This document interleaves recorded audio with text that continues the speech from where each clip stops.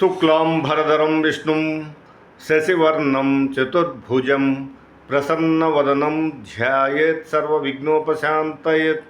గురుబ్రహ్మ గురువిష్ణు గురుదేవో మహేశ్వర గురు సాక్షాత్ పరం బ్రహ్మ తస్మై శ్రీ గురవే నమః.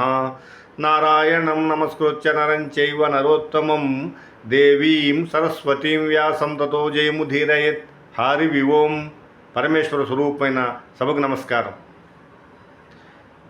నేడు నలదమయంతుల చరిత్ర. నలదమయంతుల కథ మీకు తెలియంది కాదు.